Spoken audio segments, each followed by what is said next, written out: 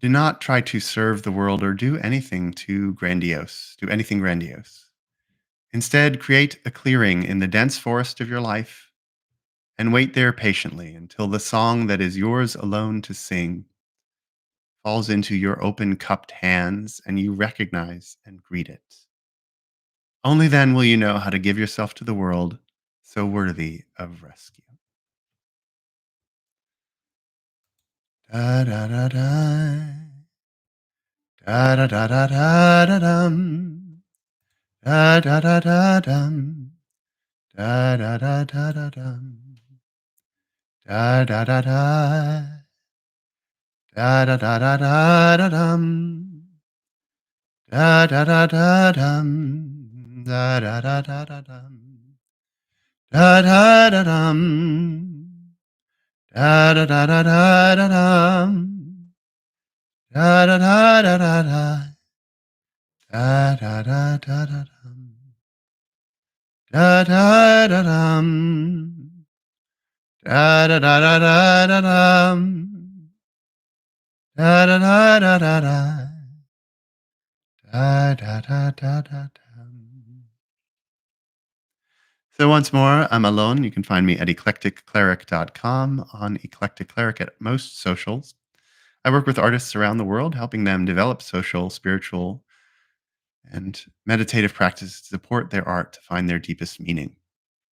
I'm here Fridays at noon on YouTube and Instagram, and Sunday evenings at 9, Wednesday mornings at 9 on Insight Timer, delivering meditations there. This will be more of a teaching and conversation.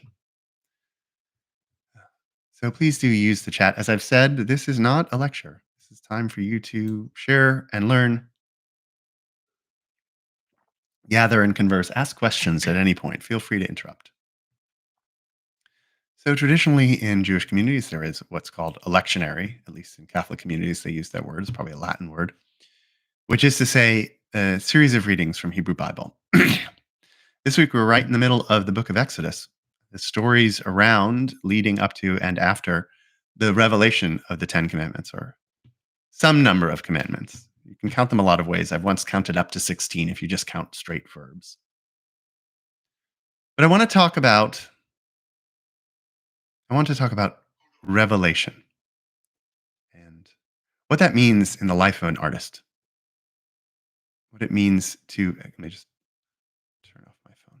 Something a text message just came in. I don't want that to interrupt us.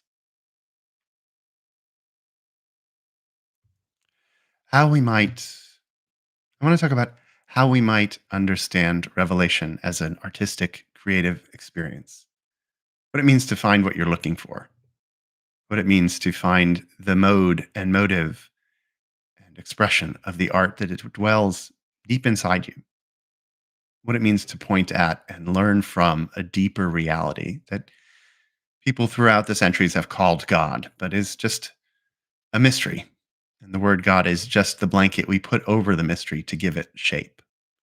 That all beautiful art, all beauty comes from a place deep within, a deep wellspring of spirituality and self awareness and passion. So, in this revelation at the mountain of Sinai, neither the smallest nor the largest of mountains, the Israelites go camping. They encounter God as God expresses God's self as Elkanah, the impassioned God. And they express fear and resistance to letting God speak. It seems like something that would be so awesome and terrible as it might destroy their minds. And then when God does begin to speak, the people see and saw the voices, which is called a synesthesia, an experiencing of what would typically be one sense through another sensory organ. Seeing through your nose, hearing through your eyes is what's described here. Seeing the voices, the voice, the thunderclap of God. Our later sages saw, just underline this concept that they saw what would ordinarily be heard and they heard what would ordinarily be seen.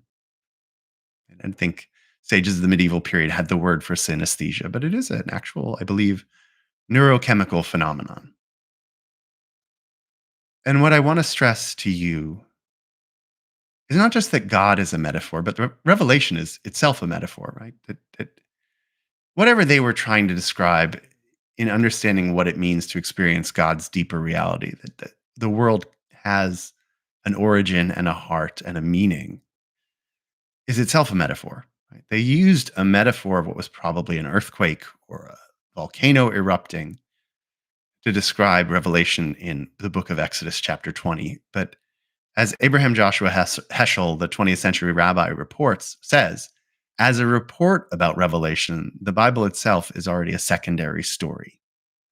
It's not telling what Revelation is like. That would be humanly impossible. You can't really convey in words what a mystical experience is, what it is to discover the deepest meaning of your art, what it is to have epiphany and to know without doubt a new song, to discover beauty, to carve within the marble a statue that hadn't been there. Those are all revelations that evade and escape words, as Heschel points out. Hi, Janet. Bible itself is already what our sages call midrash, right? A meaning-making device, a fan fiction around an ancient experience, an inexpressible experience of revelation.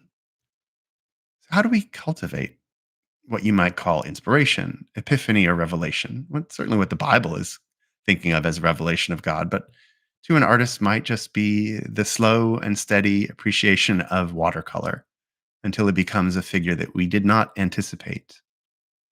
It might be the next chapter in a book that leads us down a rabbit hole we hadn't imagined.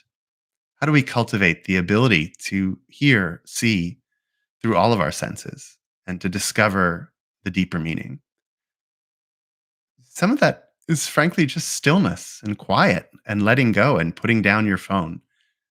I still dream, though now that I'm on Instagram, it might be hard, of only having a flip phone. That's my life ambition, is to go back to a flip phone. One of the commandments offered at Sinai is, of course, the commandment for Sabbath, for rest, 1 out of 7 days. And what's interesting, if you count the verbs of what we call the 10 commandments, there are more than 10. And even our sages of the second, third, and fourth century imagined more than 10. It wasn't such a simple accounting. They said in the Mechilta that there are two commandments. There's the commandment to work and the commandment to rest. Likewise for the artist, likewise for the creator. There's time to create and time to gather, time to procrastinate. We call it procrastination, but it's really just a summing up, a gathering of the material that will be turned into art. And of course, it's not truly possible to rest. As I say when I lead meditation, you can't be perfectly silent. You can only be quiet. You can't be perfectly still. You can just be less vibrating, less moving. So later on in that same rabbinic description, it says, could you really do all your work in 6 days? No, that's not realistic. There's always things left, emails left unanswered, things left on the to-do list. You have to go home. And it says you should rest on the Sabbath as if all your work is done. There may still be text messages to respond to, but for this time we're together, or for your Sabbath, or 1 hour a week, maybe when you go out for a walk in the woods, you put your phone aside. The work will be waiting for you when you get back. It always is. I guess that just means you're alive and you can be, at some degree, grateful to it. Also, in cultivating artistic and creative inspiration, there's the necessity to be bounded. Not just to be bounded within a canvas or the 12 bars of a blues song, but to set oneself aside. To move not just in time into that seventh day sabbatical period, but also to find sacred space and sacred constructions, whether it's a notebook you write in, a particular place you sit when you think, whatever it would be. The Israelites, when they arrive at Mount Sinai, there is a boundary setting, right, where they can't pass above a certain point of the mountain. It would be too dangerous. And they separate themselves from their marital relationships for a certain amount of time, 3 days.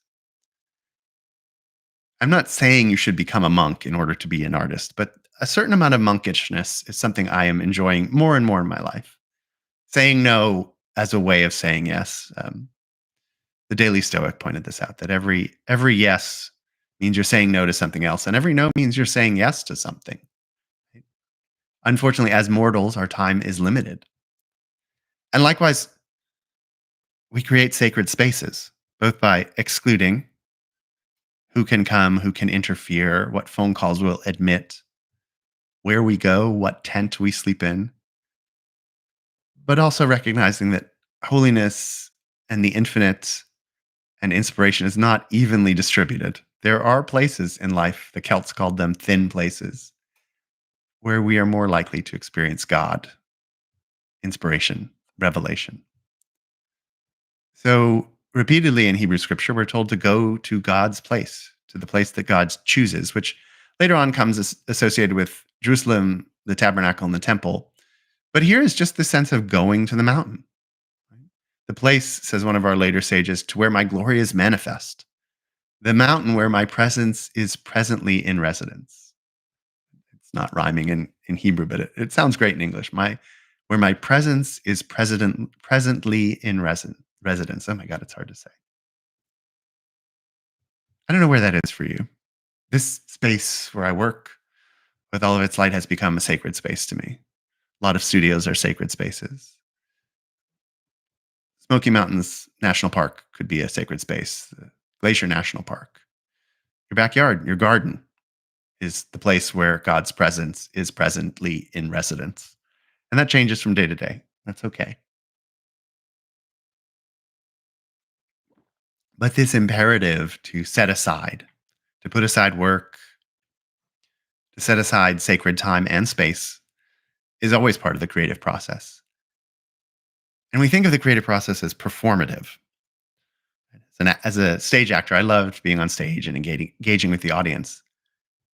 But there's also long, quiet walks to discover the character. There's long moments of stillness before we carve. There's moments of silence, a nap, where we are refreshed and find what we need and what we're looking for. In the rabbinic tradition, when they speak about this revelation, Rabbi Abahu says in the name of Rabbi Yochanan, when God gave revelation, the Torah at Sinai, at least the Ten Commandments as Bible recognizes it, no bird twittered, no fowl flew, no ox lowed, none of the heavenly host sang or stirred a wing. The sea did not roar, the creatures did not speak, the whole world was hushed into breathless silence until God's voice went forth. Uh, If you know me, you know I think a lot about the preciousness of silence. And it could just be that I have four loud boys and several pets. But I think even before that, and without that awareness of the chaos, I would hope I would understand the beauty and necessity of silence in the creative act. The beauty of waiting until the moment arrives. The beauty of taking time out and space apart. And then the ways in which that can inform our discernment. The Torah reading this week begins that Moses is judging the people and becoming tired. And the Talmud says of judgment, it's very understanding of the necessity for law, not necessarily as a way to effect morality, because law and morality are only adjacent or overlapping, but not the same thing. But that a society without law, without respect for the rule of law, is a deadly society. It's a Kafkaesque society. It's a dangerous society. So our sages in Talmud really valued the judge.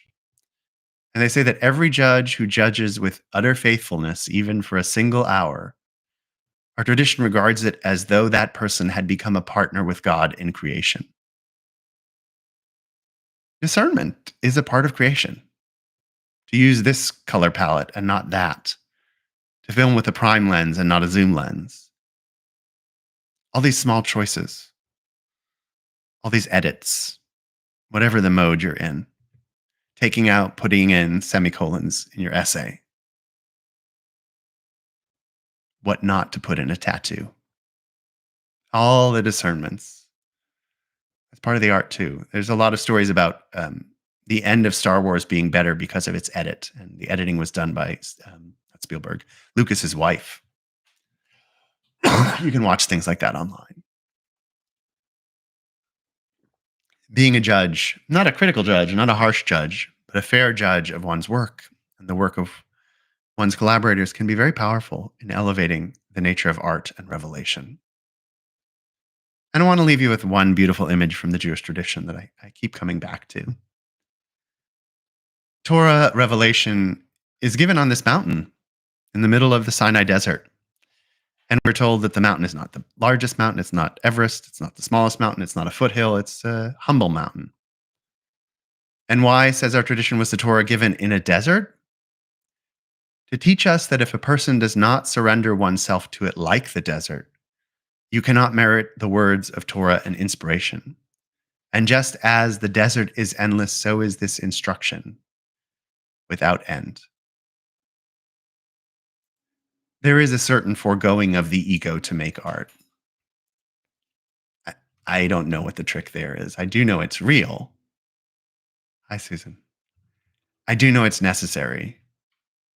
I don't know how to do it at every moment. It's always a continuing practice, but I love the image of making oneself as a desert, empty and vacant and capable of anything and nothing. So this week, I invite you to find moments of respite, whether it's a bounded time, a sacred space, an openness, or a clarity of judgment, that you make your art and enhance your creativity through these processes that are suggested by Torah and within you. Have a wonderful week of creativity and growing. We'll conclude with a little chanting. Again, I'm Alon, rabbi in East Tennessee. I'm here most Fridays at noon on YouTube and Instagram, but also on Inside Timer, the meditation app, Sunday evenings at 9, Wednesday mornings at 9, at least most times when I'm not traveling. I think some of you might not have heard the poem, so I'll read it to you again.